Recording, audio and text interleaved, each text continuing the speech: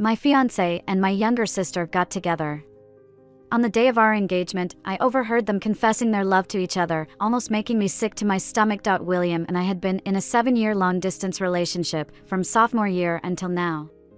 Susan had been following me around, calling William brother for 7 years. In my eyes, they had always been like siblings. William treated her like a sister, but Susan's true feelings towards William were unclear. Susan is my younger sister, from a different mother. My dad and mom divorced early, and my dad, since I had some talent, doted on me.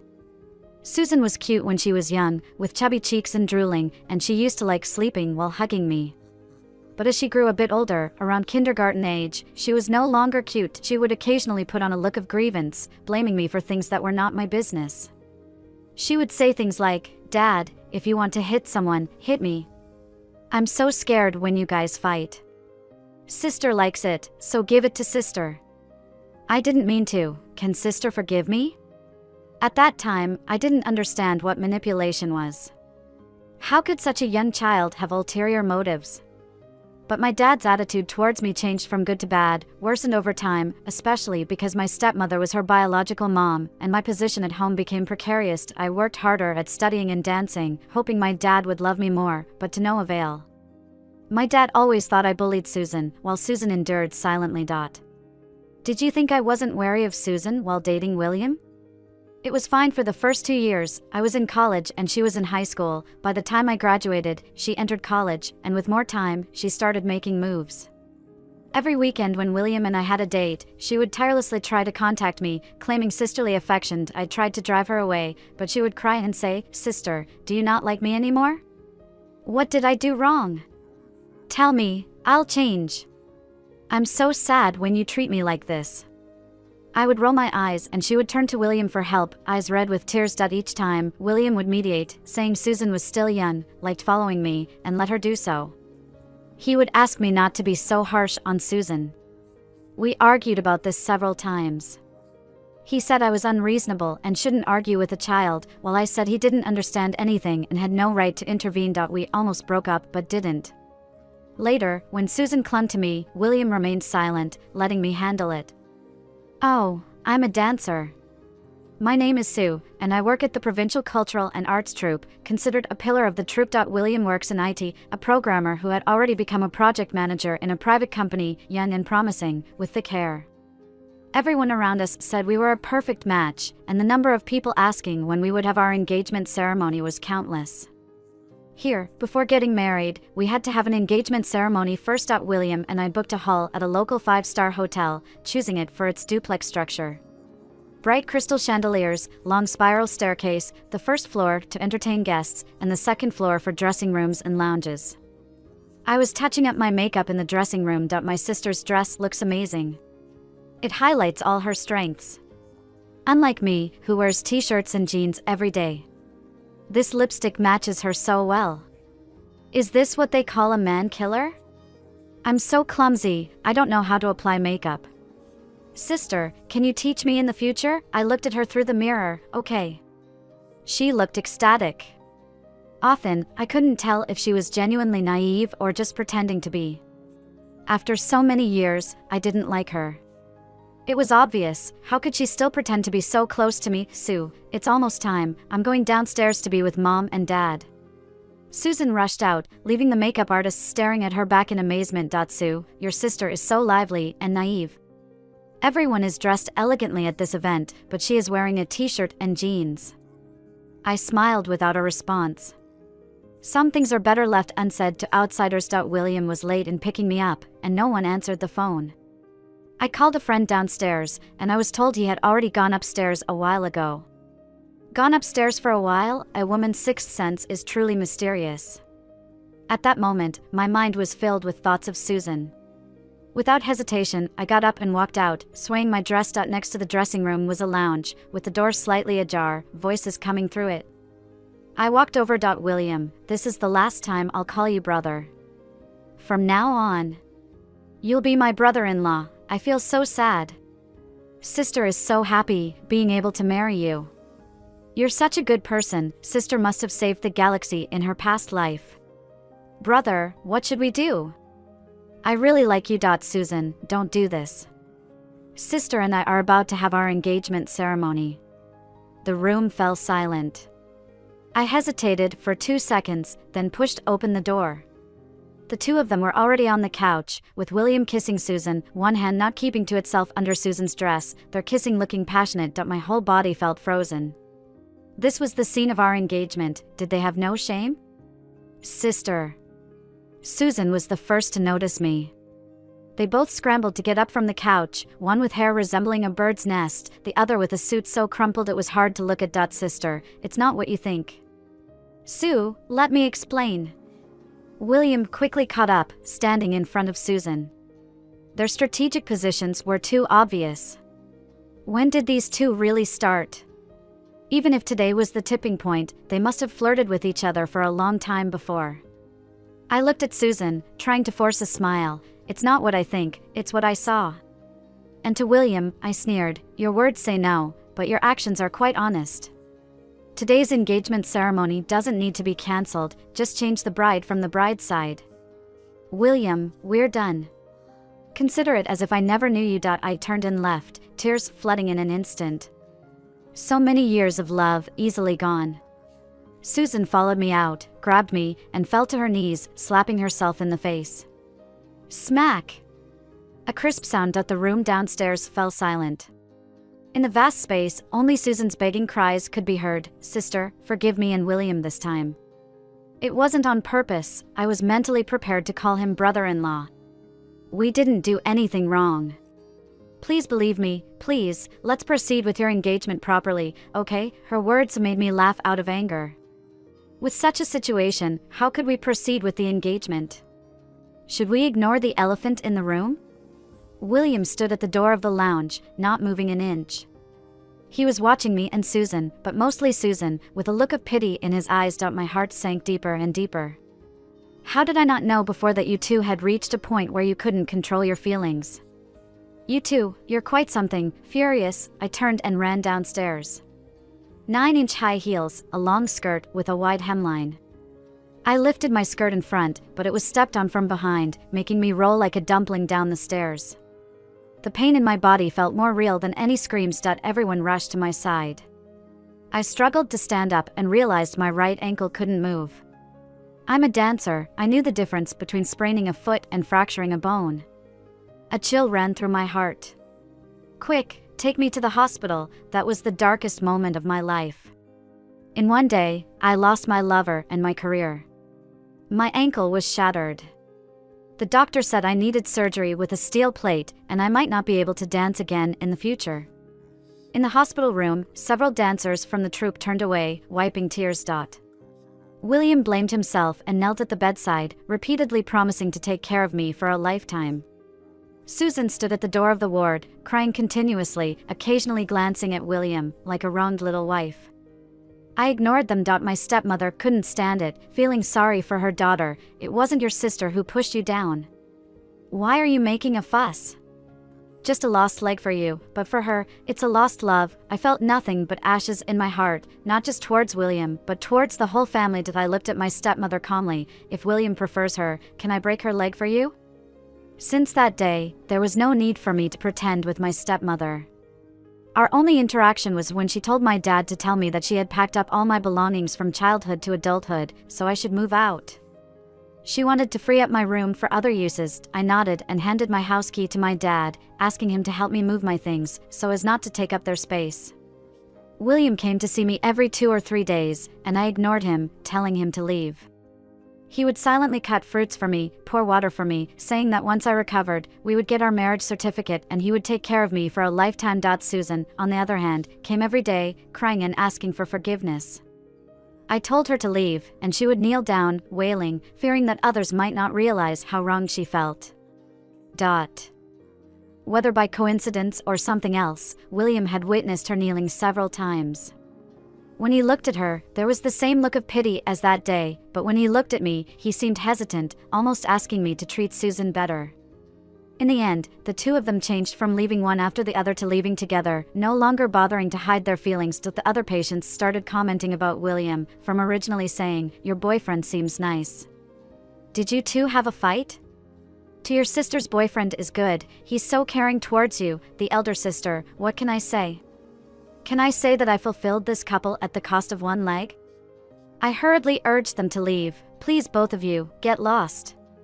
Instead of coming here to act, why not go on a date, roll around in bed sheets? Didn't we leave it unfinished last time? Susan, sister, please don't be like this.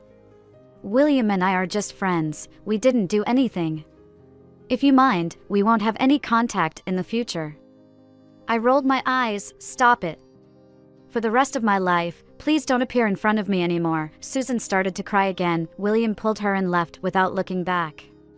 My father put the packed items in my living room.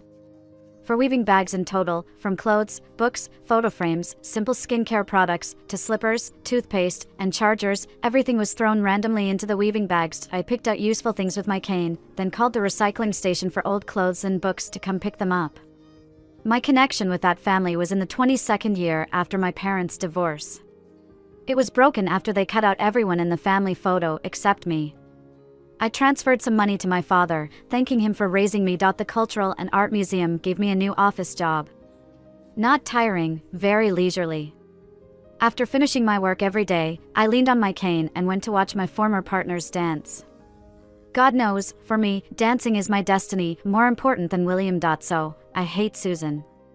If it weren't for her stepping on my dress that day, I wouldn't have fallen from upstairs at all. The envy and loneliness in my eyes were so obvious in the mirror in the practice room. Sue, come here. The deputy leader personally introduced me to a part-time job. At the Children's Art Center opened by his friend, there were 6 dance classes on weekends, hoping I could come and give some instruction. I didn't need to dance, mainly to demonstrate the movements and train the teachers if there was time. I was hesitant at first. He said, consider it a break.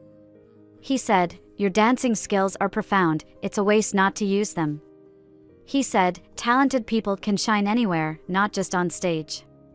Sue, they need you. The dance class job occupied my entire weekend, busy and fulfilling, with no time to think about other things.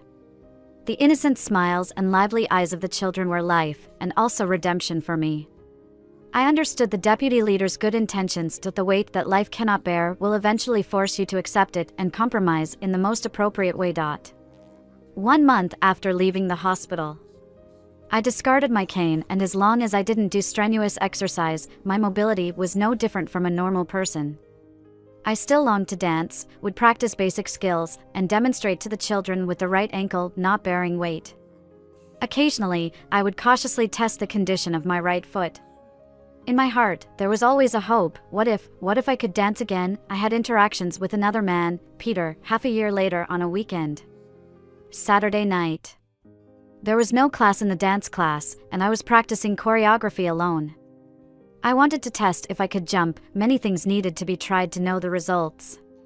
And nearing the new year, the art center would hold a performance. I was choreographing a dance for the children. In the end, with a simple jump, I even specifically controlled the height of the jump. My right ankle still couldn't take it. I fell to the ground. Peter rushed in, half kneeling in front of me, anxiously asking how I was. We were not familiar with each other. He was just a relative of one of my students who had been picking up the child at that time.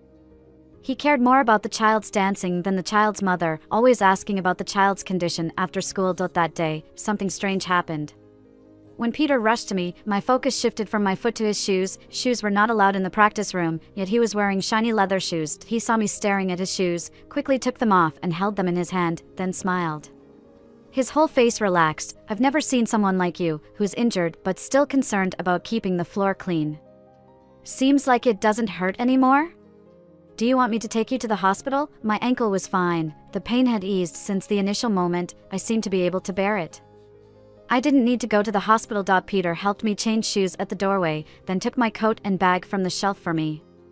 He casually mentioned that his nephew was learning painting here on Saturday evenings, as if to explain why he was here at night, then reminded me to use my right foot less, take care of the injury, and not make the situation worse. Finally, he helped me downstairs and watched me get into a ride-hailing car, apologizing. If I didn't have to pick up the child, I would have taken you home. I didn't pay much attention to his words, and I had no intention of letting a stranger take me home, so I just thanked him and left.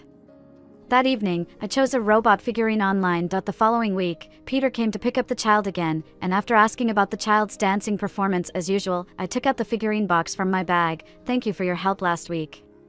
He was very surprised. It was just a small favor. Do you really need to thank me like this? Are you afraid of owing favors to people? It's just a small token of my appreciation. I said, I happened to see it when I was shopping. I didn't know if you would like it. I don't know which word resonated with him, but his mouth curled up, accepting the small box. I like it. At that moment, several children who hadn't left yet rushed over, including his niece. Teacher, do we have one too? We want a gift too.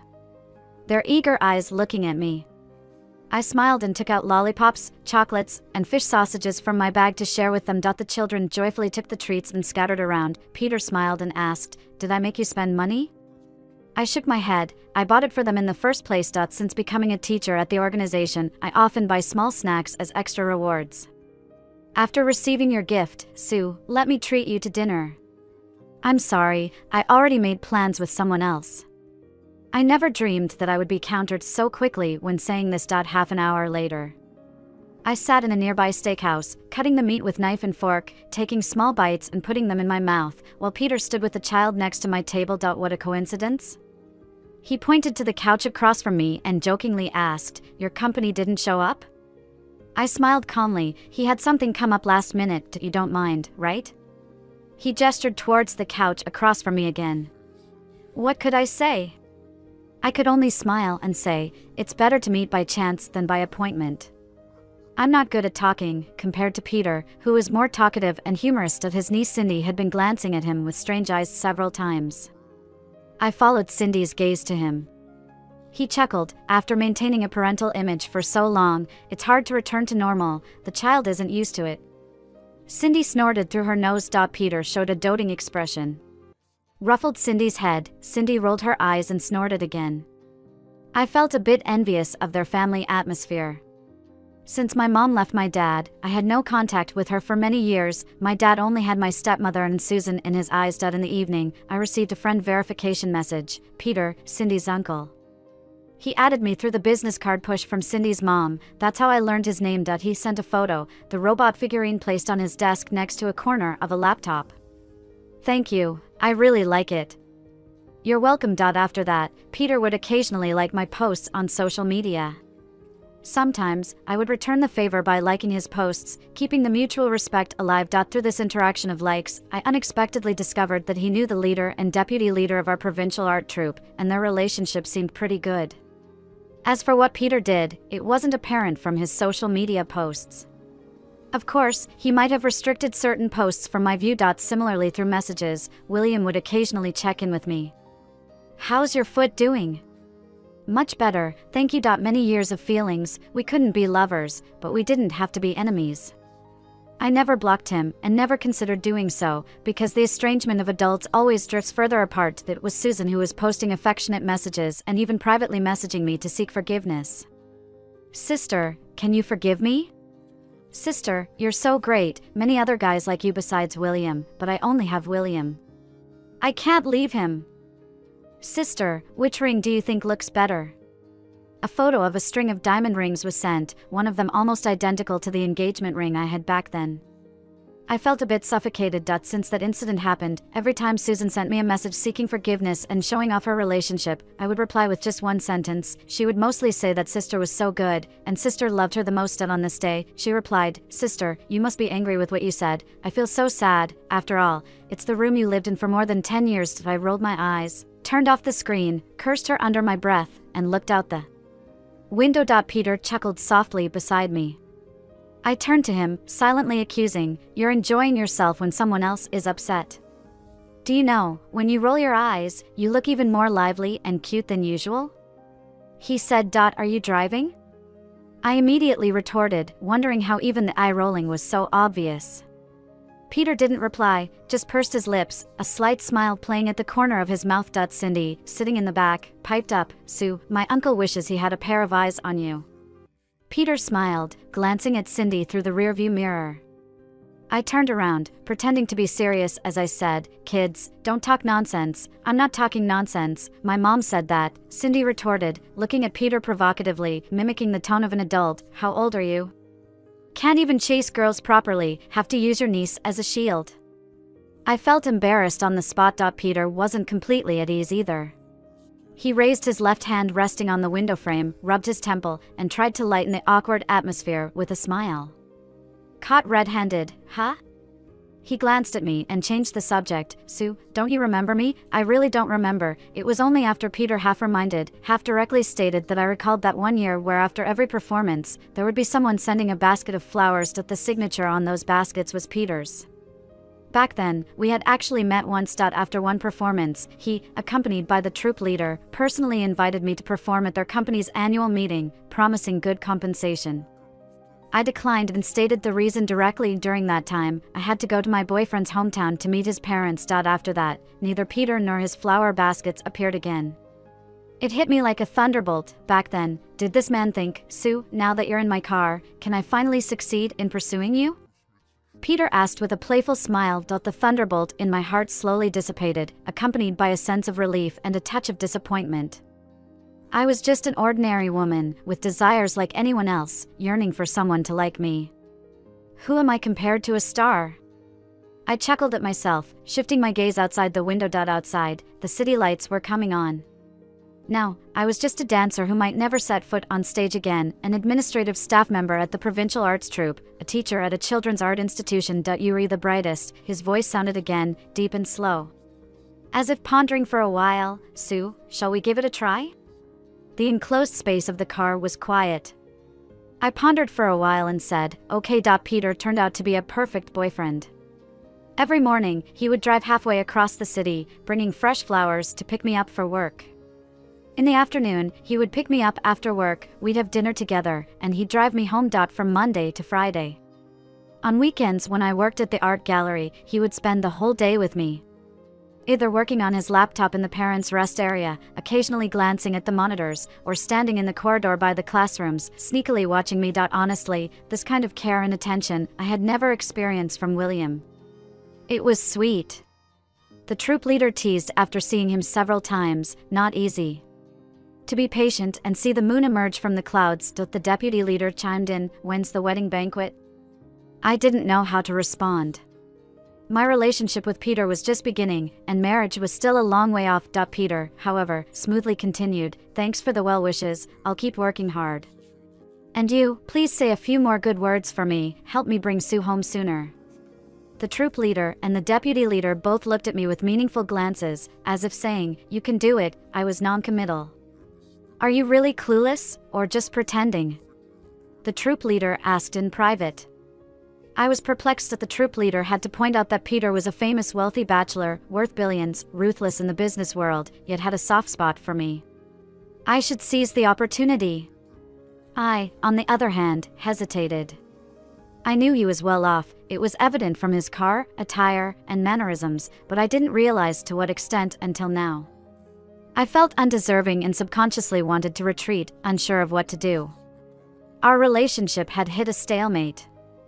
I didn't want to commit, and he didn't want to step back. We were more than friends, but not yet lovers. Once, a receptionist at the Children's Art Institution chatted with me about Peter. "Peter is so handsome and elegant. He really cares about you. Every time he's here, while other parents are focused on their children, he's always watching you, his fondness written all over his face. The last time you fell, his face turned pale instantly. Before we could react, he had already rushed out, didn't even take his phone. It's true love." I remembered that incident when he rushed into the dance studio, half kneeling in front of me, first nervous, then smiling, asking if I was okay, effortlessly explaining why he was there, helping me get dressed and carrying my bag, then escorting me downstairs, but avoiding accompanying me home.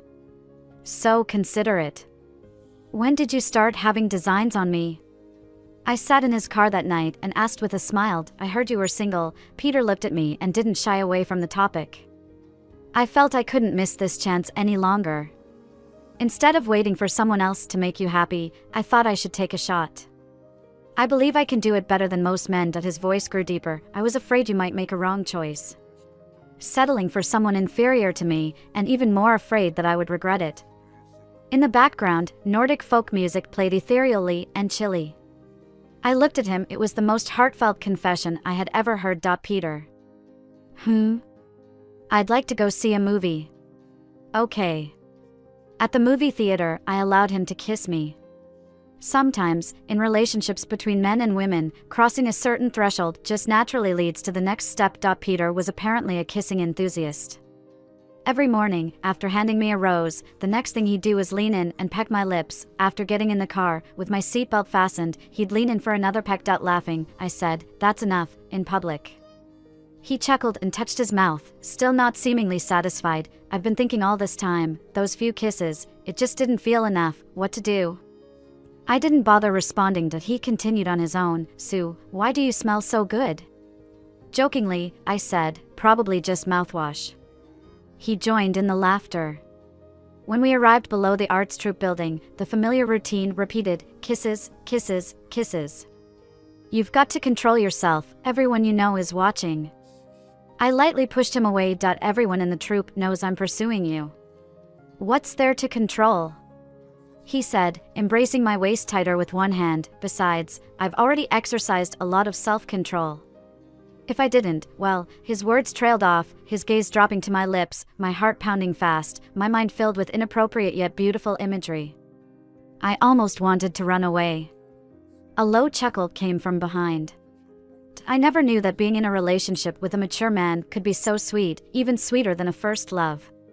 With Peter, he knew exactly when to act, when not to, and gave me the utmost agency. In his words, "After taking 999 steps, I'll extend my hand on the final step.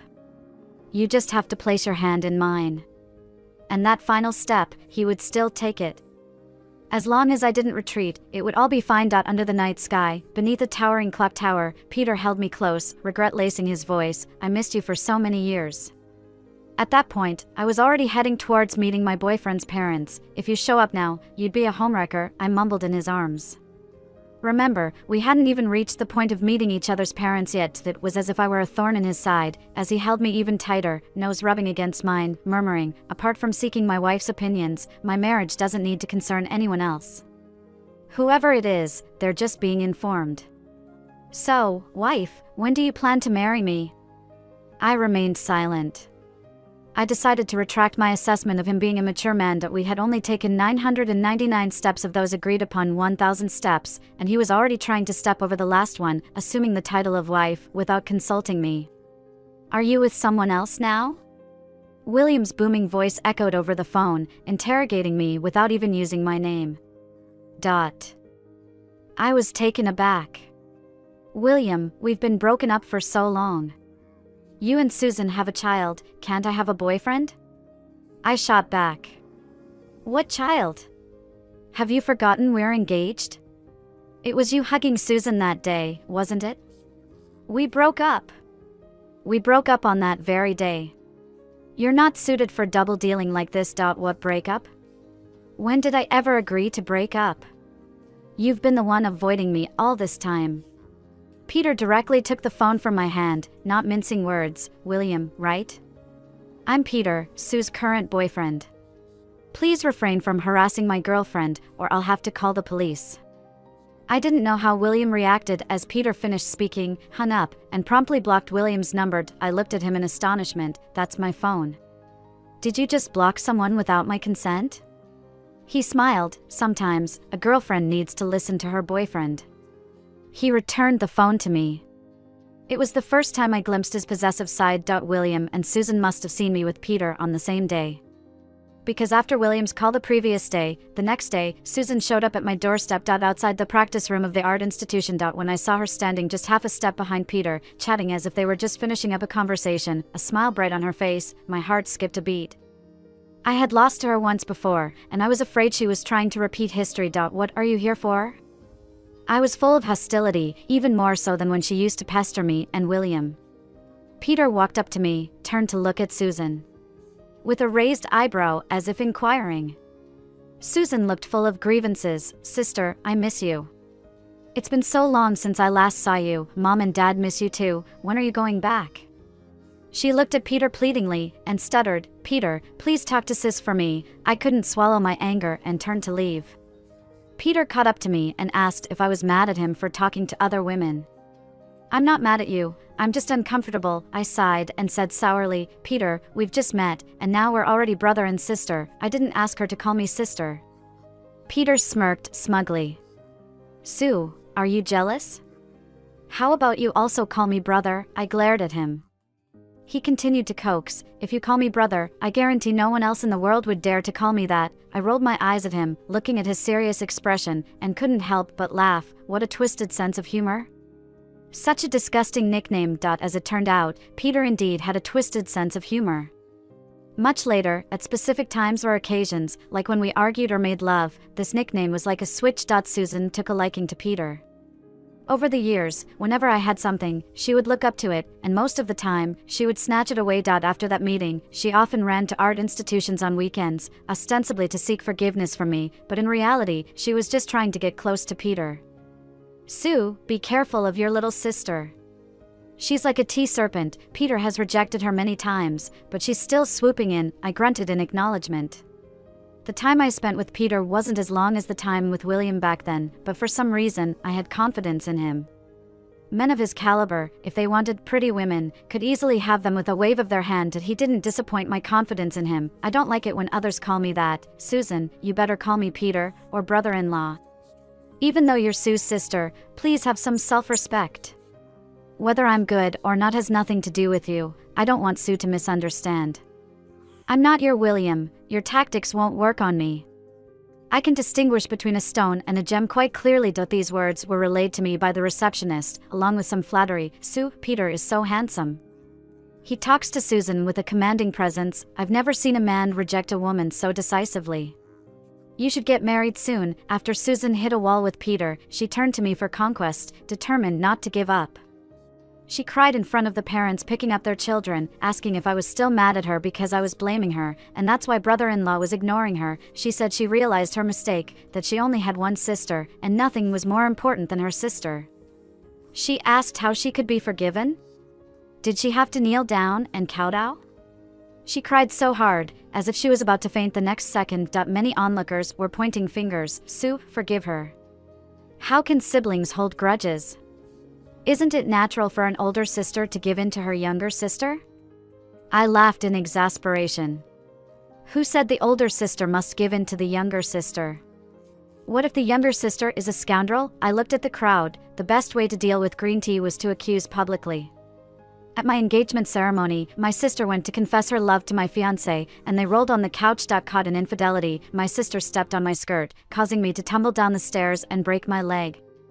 I, a dancer, unable to perform, what did it mean? She acted aggrieved and delicate, frequently kneeling to apologize, forcing me to forgive her. Would you dare to have such a sister? I pointed at Susan. Her mother said I only lost a leg. What she lost was love. I just couldn't understand. She was the third party. What basis did she have to call it love? Even more ridiculous, while I was still in the hospital, she was going in and out with my fiance. She asked her mother to kick me out of the house, wanting to turn my room into their lover's nursery. After several months of no contact, now that she saw I had a new boyfriend, she came back. My voice grew louder, speaking the truth in anger. "Susan, have some shame." The spectators shook their heads, seeing through Susan's deceitful tears. "Can't believe it. She's crying so pitifully." It turns out she was pretending, being a third party and pushing Sue down the stairs. Such a person deserves public condemnation. Sue didn't follow through, she had stepped too far. Did seeing Sue with a good man make her want to seduce a new brother-in-law? Shameless, the biggest difference between acquaintances and strangers is acquaintances, bound by courtesy, would only gossip behind one's back. Strangers, if they insult, it's harder to bear. So, at the engagement ceremony back then, many people looked uneasy but remained silent. Susan ran off covering her face. Peter stood firmly by my side, his face with a smirk, one hand resting on my waist. Seeing William again, it had been a full 10 months since our last meeting.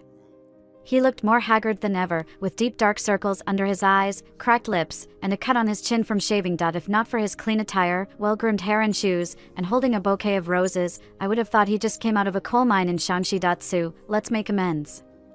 William rushed over, handing me the roses and along with it, a jewelry box. "We're leaving first," his colleagues, who witnessed the last drama, gave me a curious look that I nodded, wanting to make it clear to William, "William, we have no relationship anymore, please don't disturb me. The flowers and jewelry, you should give them to Susan, I have no interest in being a third party. I have a date with my boyfriend, he's coming soon." William frowned, only now realizing that I was the one he truly loved. He said he had already broken up with Susan, that she was a jinx, ever since being with her, he had been unlucky, his colleagues ostracized him, he lost projects, nothing was going right. He said I was his lucky charm, that when we were together, everything in his work seemed to fall into place, and he hoped to start anew. He opened the jewelry box, a sparkling diamond ring. The same one prepared for our engagement, but left unused. Susan had once taunted me with this ring. "Leave this ring for someone else. I don't need it." It turned out, hearing someone speak when you no longer love them is torture. So, when Peter showed up at the company door, I almost lit up. I had only one thing to say to William: "Sorry, my boyfriend is here. If everything goes smoothly, I will marry him, so don't come looking for me anymore." Peter and William. Honestly, I had never compared them before, but at that moment, seeing both of them together, the only word in my mind was downgrade. Peter's tall figure, along with his face, exuded the word elite from both inside and out, while William, with empty eyes, looked like he hadn't slept in days. More importantly, William seemed to recognize Peter. His eyes showed hesitation, mostly disbelief, and finally stammered, "Peter." Then quickly left. This time, even I couldn't understand. "Is this your way of scaring off a rival?" Peter didn't answer my question, changing the subject. "I just heard someone say they're going to marry me, that was just a strategy, mere words, don't take it seriously." "Peter, this is not a strategy." He pulled out a jewelry box from his pocket, took out a ring, already bought, kept in his pocket all this time, put it on first, so we can shoo away the flies, otherwise, we'll have to do it again. I hesitated. I had been with him for less than 3 months, was it too quick to agree to marriage? What about the 999 steps we agreed on? He seemed to sense my thoughts. "Don't burden yourself. Just shooing away flies." Peter's tone was light. "Wouldn't proposing be that casual? How can you skip the red wine, roses, chocolates, followed by a lavish dinner and citywide fireworks?" I hesitated, still. "Because the ring Peter gave me must not be cheap, with a diamond on it at least 3 times larger than the one from William and my engagement. It's fake." Peter could tell I was being hesitant and slid the ring onto my finger. I laughed as I hung up the phone. Some people just think they're clever. Dancers unable to dance. Its seriousness was akin to a painter unable to hold a brush, a singer losing their voice, or a social media star losing their looks, all crucial for their survival. And for Sue, dance was not just a career, it was a dream and life itself. I visited the art troupe to see her. She stood outside the practice room, looking through the glass door at others dancing with a look that touched me. Sue wasn't a prodigy, she became our troupe's lead dancer solely through hard work. The troupe leader said, "Unfortunately, her choice in men wasn't good." I picked the Children's Art Museum. Cindy was already studying there. I took up the job of picking up and dropping off the kids, making my sister leisurely, and she taunted me while at it. "Cindy, you better support your uncle in the future, whether you get an aunt depends on you." Cindy readily agreed, and from then on, I had the opportunity to interact with Sue. Every time after school, I would ask about her child, and she never tired of answering, trying to adapt to this new life. The only worry was that Sue often secretly danced, secretly testing her injured foot. I sat in the parents' rest area, eyes fixed on her, palms sweating. The rest of the story, you all know. She fell, I helped her up, and we finally started our relationship, eating, dating, kissing. The feeling of being in love was great. Sue was sweeter and softer than I had imagined. I regret not being bolder back then. As for Susan, I declined firmly. Women like her are common in life, thinking they are young and beautiful, believing that by offering themselves, men won't refuse, thinking that conquering men means conquering the world. William not only blinded his eyes, but also clouded his judgment with lard, choosing stones over stars. I thank him. The only thing he did wrong was that since he had chosen Susan, he shouldn't have lusted after a past flame and handed the disgusting old engagement ring to Sue and me. I subtly hinted to the boss of the software company that our African branch needed people to build it up. William was sent away with a plane ticket. It took half a year for someone to operate on Susan's leg, in a scene identical to Sue's injury. However, her luck was a bit worse. She broke both her shin and ankle. My wedding with Sue was half a year later. Peter, seek likes and comments online to wish us blessings. May all the lovers in the world finally become one.